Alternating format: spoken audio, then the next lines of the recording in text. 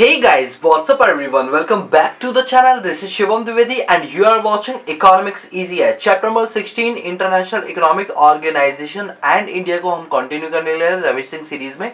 और आज का जो हमारा टॉपिक है that is Britain would development.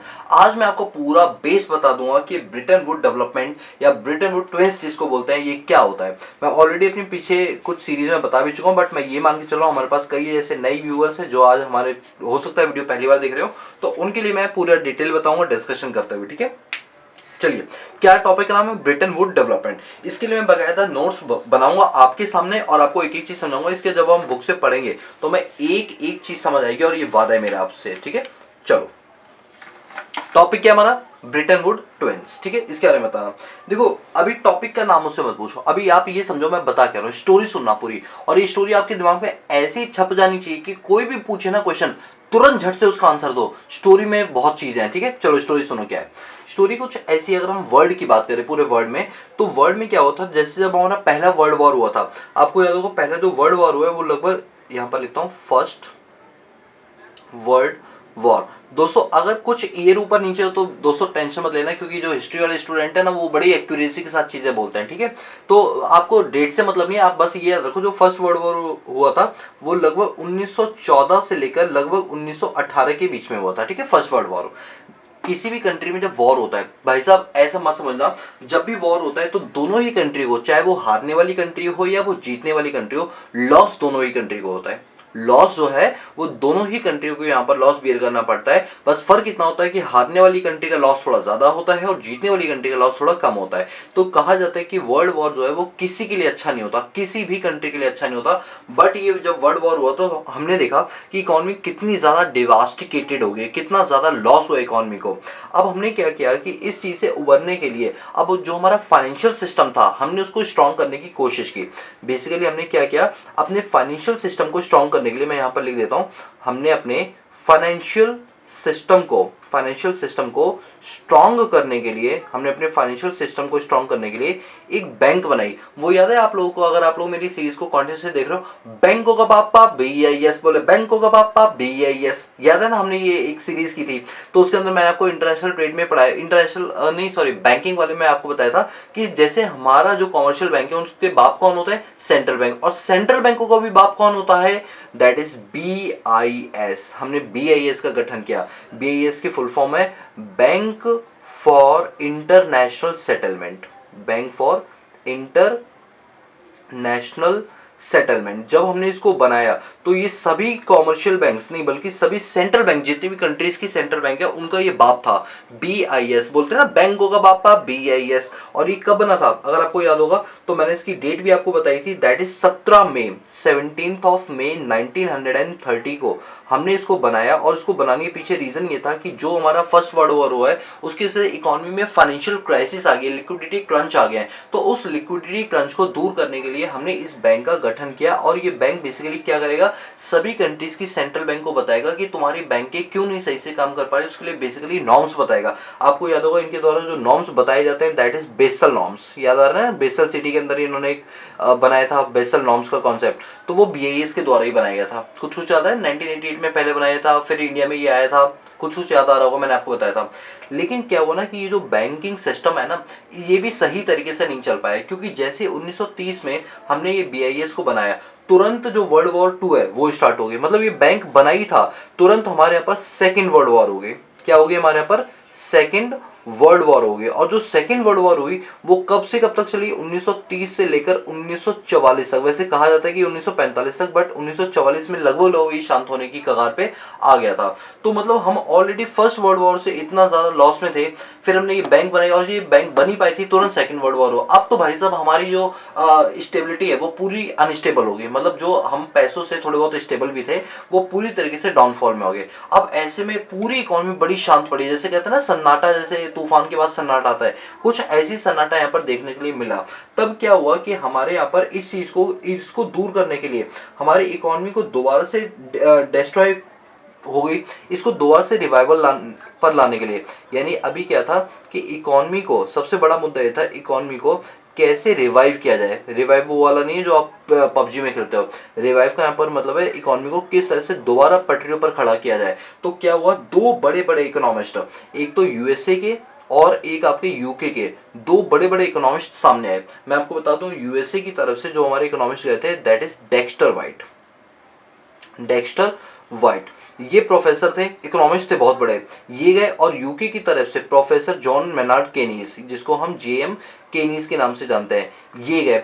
इन दोनों ने मिलकर एक मीटिंग की। इन दोनों ने कहा भाई अगर इकोनॉमी के अंदर आप स्टेबिलिटी चाहते हो और एक अच्छा फाइनेंशियल अपना सिस्टम चाहते हो तो भाई साहब हमें कुछ सोचना पड़ेगा। तो इन दोनों ने कहा चलो कोई बात नहीं, हम दोनों मिलकर एक मीटिंग करते हैं। और जो ये मीटिंग यहाँ पर की गई, ये कौन से साल में की गई मैं आपको बता दूं, ये मीटिंग 1944 में, यानी जैसे ही हमारा सेकेंड वर्ल्ड वॉर लगभग खत्म हुआ तब ये मीटिंग यहाँ पर की गई थी। और किस तारीख को की थी, मतलब किस ईयर में की गई थी, 1944 में। और मैं आपको बता दूं जो महीना था वो था जुलाई का, जुलाई महीने में ये मीटिंग की गई 1944 के अंदर। अब क्या हुआ था 1944 में, ये दो कंट्रियां तो हुई प्लस 42 और कंट्री, तो टोटल कंट्री कितनी हो गई। अगर मैं आपसे बोलूं 1944 में दो कंट्री तो ये होगी, 42 और कंट्री थी, तो टोटल कितनी होगी, 44 कंट्रीज हो गई। कितनी होगी, 44 कंट्रीज इसके अंदर क्या करती हैं, पार्टिसिपेट करती हैं, पार्टिसिपेट, ठीक है, पार्टिसिपेट करती हैं इस मीटिंग के अंदर, जिसके अंदर मैं बता दूं इंडिया भी था। अब आपको सर इंडिया तो उस टाइम पर आजाद नहीं होता, तो इंडिया के बिहाफ पे कौन गया था, ब्रिटेन लोग गए थे, ठीक है, क्योंकि वो इंडिया को रिप्रेजेंट कर रहे थे उन दिनों पर। तो हमारा इंडिया एक फाउंडिंग मेंबर है। तो 44 कंट्रियों ने मिलकर, उसके मेंबर से मिलकर डिसाइड किया कि अगर हमें इकोनॉमी को दोबारा पटरी पर लाना है तो क्या करना पड़ेगा। तो इन्होंने क्या किया, इन 44 लोगों ने एक ज्वाइंट प्लान बनाया। क्या बनाया, एक ज्वाइंट प्लान बनाया। और उसके तहत इन्होंने कहा कि हमें ना बड़ी बड़ी बॉडीज बनानी पड़ेंगी, जो कि कल को अगर वर्ल्ड वॉर होता है, पहली बात तो हम कोशिश ही करेंगे कि थर्ड वर्ल्ड वॉर हो ही ना। आपको याद होगा थर्ड वर्ल्ड वॉर ना, इसके लिए यूनाइटेड नेशन का गठन किया गया था। लेकिन अभी हम बात करें फाइनेंशियल, यानी पैसों से रिलेटेड बात करें, तो पैसों से रिलेटेड अगर हम बात करें तो एक दो बड़ी बड़ी ऑर्गेनाइजेशन का जन्म हुआ। और वो दो बड़ी बड़ी जो ऑर्गेनाइजेशन थी उनका नाम था वर्ल्ड बैंक और IMF। लेकिन उसे हम वर्ल्ड बैंक नहीं बोलते हैं, उसको हम बोलते हैं IBRD। लेकिन लोग गलती करते हैं, IBRD को वर्ल्ड बैंक बोलते हैं। अच्छा, IBRD की फुल फॉर्म क्या होती है तो मैं आपको बता दूं, international bank for reconstruction, international bank for reconstruction and development, ये IBRD की क्या है, फुल फॉर्म है। तो ये IBRD बनाएगी। और एक बनाएगा IMF। क्या बनाएगा, IMF, जिसकी फुल फॉर्म होती है इंटरनेशनल मॉनेटरी फंड। क्या होती है, इंटरनेशनल मॉनेटरी फंड। ये दो कंट्री, ये दो जो है यहाँ पर बड़ी बड़ी ऑर्गेनाइजेशन बनाएगी इन 44 कंट्रियों के द्वारा, ठीक है। अच्छा, मैं आपको एक बात और बता दूं यहाँ पर कि ये जो 44 कंट्रियां बैठी थी, ये क्या था, ये एक यूएसए में ये जो मीटिंग हुई थी, मैं यहाँ पर थोड़ा करंट अफेयर के टॉपिक भी कवर कर दूं, ये सारी की सारी मीटिंग यूएसए में हुई थी। और यूएसए में एक आपका जगह का नाम है जिसका नाम है ब्रिटेन वुड। जगह का क्या नाम है, ब्रिटेन वुड। ये मीटिंग वहां पर हुई थी। और ये जिस होटल में हुई थी उस होटल का नाम है न्यू हेमिस्फेयर। उस होटल का नाम क्या है, न्यू हेमिस्फेयर।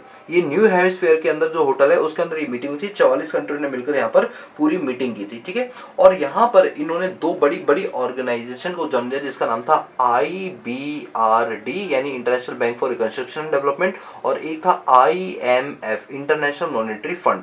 ये दो बड़ी बड़ी ऑर्गेनाइजेशन को जन्म दिया और इन्हीं दोनों बड़ी ऑर्गेनाइजेशन को नाम दिया था ब्रिटेन वुड ट्विंस। इन्हीं को क्या बोलते हैं, ब्रिटेन वुड ट्विंस। क्यों इन्हें ब्रिटेन वुड ट्विंस बोले, क्योंकि ब्रिटेन वुड में हुई थी और ये दो ऑर्गेनाइजेशन थी, इसमें से जुड़वा बच्चों की तरह इनको नाम क्या दिया गया था, ट्विंस का नाम दिया गया था। और यही वो कॉन्सेप्ट है जो मुझे आपको बताना था, ब्रिटेन वुड ट्विंस का। आई होप गाइस कि आपको समझ गए होंगे। नाउ द पॉइंट इज कि जो IBRD और जो IMF है ये काम क्या करती है, इनका मेनली काम क्या होता है। दोस्तों अभी काम क्या करती है इसके लिए मैं एक वीडियो बनाऊंगा अलग से, उसमें बता दूंगा। बट यहाँ पर मैं आपको एक ऊपर से चीजें बता देता हूँ।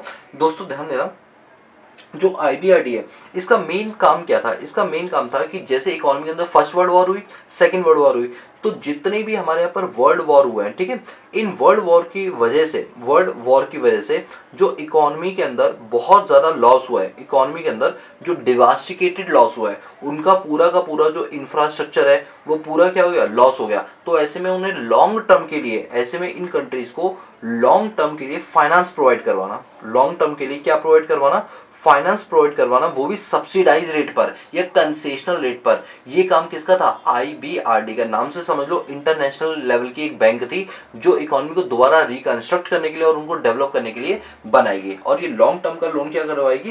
प्रोवाइड करवाएगी। और इसको आईबीआरडी को बेसिकली जो बनाया गया था, वैसे तो 1944 में ये हुआ था ये, लेकिन इसने जो अपना काम करना शुरू किया था वो काम करना शुरू किया था 27 दिसंबर 1948 को। ये डेट आपको याद करनी पड़ेगी, 27 दिसंबर 1948 को इसने काम करना शुरू किया। सर आप तो ये बोले तो 1944 में बनी, दोस्तों बनाया गया था, लेकिन इसके लिए पॉलिसीज भी तो बनानी पड़ेगी ना, इसका अपना एक कॉन्स्टिट्यूशन बनाना पड़ेगा कि काम कैसे करेगा, क्या क्या पावर इसको दी जाएंगी। तो उन सब कामों में 4 साल का टाइम लग गया, और फिर सुचारू रूप से 27 दिसंबर 1948 में इसने, सॉरी 48 नहीं, ये 1945 है, रियली सॉरी, 1945, 44 में बना था, लगभग 1 साल इसे लग गया वो सारे काम को करने में। 1945 यानी 27 दिसंबर 1945 में इसने अपना काम करना शुरू कर दिया। अच्छा सर एक बात बताओ, हमें जो समझ आया एक बार हम बताएं? हाँ बिल्कुल बताओ सर। हमें ये समझ आया कि आईबीआरडी का मतलब होता है कि जितनी भी कंट्रीज में वर्ल्ड वॉर की वजह से बड़ा बड़ा लॉस हुआ है, उस बड़े बड़े लॉस की रिकवरी को करने के लिए ये बड़े बड़े अमाउंट का लोन देता है, और वो भी लॉन्ग टर्म के लिए देता है और सब्सिडाइज रेट पर देता है। उस ऑर्गेनाइजेशन का नाम है आईबीआरडी। अरे दोस्तों बिल्कुल सही, आप लोगों ने आपने बिल्कुल सही समझा, आईबीआरडी का यही मतलब होता है। ठीक है,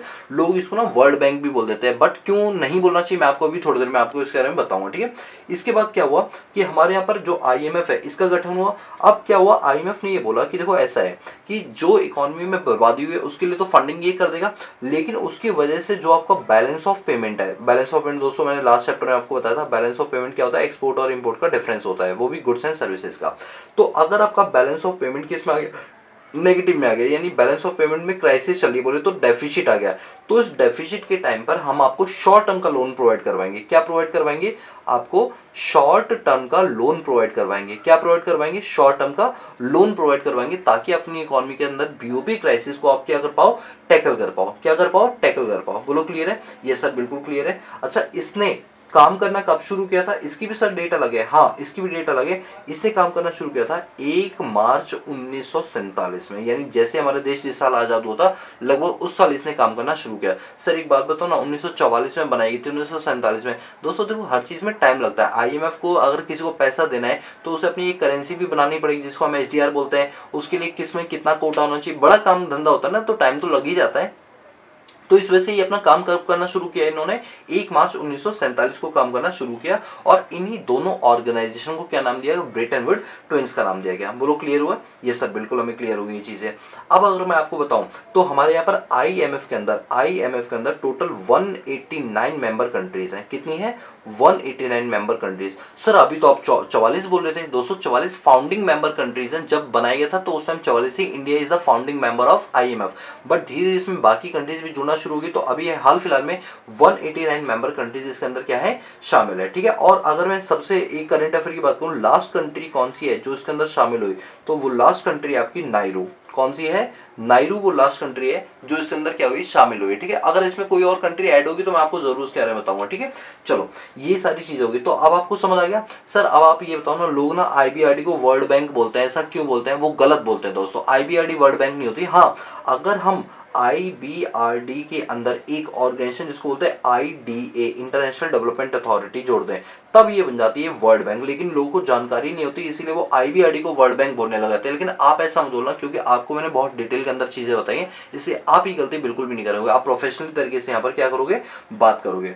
बोलो यहाँ तक कि आप लोगों को चीजें समझ आई है? तो आई होप कि आपको इस पूरी हिस्ट्री से ये चीज तो क्लियर हो ही गई होगी कि क्या मैटर है और क्या मैटर नहीं है। बोलो ये चीजें आप लोगों को क्लियर हो गई? ठीक है, चलिए तो मैं उम्मीद करता हूं कि आपको ये सारे के सारे टॉपिक जो है वो बिल्कुल अच्छे से समझ में आ गए होंगे। ठीक है, चलिए दोस्तों, तो अभी ये जो हमारा टॉपिक है ये यहाँ पर कंप्लीट होता है। अब थोड़ा सा हम इसको बुक से रीड लगा लेते हैं, क्योंकि मेनली तो हमें बुक से ही पढ़ना है ना। चलो बुक में ये टॉपिक ये देखो दे रखा है, ब्रिटेन वुड डेवलपमेंट। ठीक है, साफ साफ लिखा हुआ है कि एक पावरफुल नेशन है जो यूनाइटेड नेशन ऑर्गेनाइजेशन के थ्रू बनाया था। अच्छा ये वर्ल्ड वॉर सेकंड के बाद बनाया था यूएसए और यूके के थ्रू। इसमें 44 मेंबर कंट्रीज थी। ब्रिटेन वुड के अंदर हुआ था, न्यू हेमिस्फीयर में होता जुलाई 1944 में, और इसके अंदर क्या हुआ था, हमने दो ऑर्गेनाइजेशन को जन्म दिया, इंटरनेशनल मॉनेटरी फंड और वर्ल्ड बैंक, और ये ब्रिटेन वुड ट्विंस कहलाते हैं। बस ये एक छोटा टॉपिक था, बट मैंने इस बुक को पूरा फॉलो ना करके आपको पूरी कहानी बताई, जिससे आपका एक बेस अच्छी तरह से डेवलप हो जाए। अब मैं अपनी नेक्स्ट क्लासेस में बताऊंगा कि जो IMF है ये क्या काम करता है, इसके क्या फंक्शन है। अच्छा, इसमें जो पैसा कंट्रीब्यूट करता है उसको SDR बोलते हैं, जिसमें सब कंट्रियों का कौन कौन सा कंपोजिशन है, कौन कौन सी करेंसीज की बास्केट में आती है। फिर मैं आपको IBRD का बताऊंगा। अच्छा, IBRD की 5 ब्रांचें और होती है, जैसे वर्ल्ड बैंक के 5 ग्रुप होते हैं, वो पांचों ग्रुप के बारे में बताऊंगा। तो अभी हमारी क्लासेस में आगे इन्हीं पर डिटेल डिस्कशन होने वाला है, इसलिए हमारे आगे की वीडियोस देखना बिल्कुल भी मत भूलना, ठीक है। तो आज की क्लास का जो हमारा टारगेट था वो पूरा का पूरा अचीव हो गया। तो आज मैं बोल सकता हूँ कि यस, आज हमने ब्रिटेन वुड डेवलपमेंट भी कंप्लीट अपने पास कर लिया। तो ये लो, इस पर भी हमने क्या कर दिया, टिक कर दिया, ठीक है। दोस्तों, अगर आपको हमारा काम पसंद आ रहा है तो प्लीज चैनल को लाइक से सब्सक्राइब करना मत भूलना। और बाकी ये जितने भी हमारे हैंड रिटन नोट्स हैं ये सारे आपको हमारे टेलीग्राम चैनल पर अवेलेबल करवा दिए जाएंगे, ठीक है। So guys, that's all about this video lecture series. So guys, if you like the video, give a big thumbs up and subscribe the channel and press the bell icon so that you notify all the time when I post new video on this YouTube channel। बाकी मिलते हैं next class में, तब तक के लिए peace out.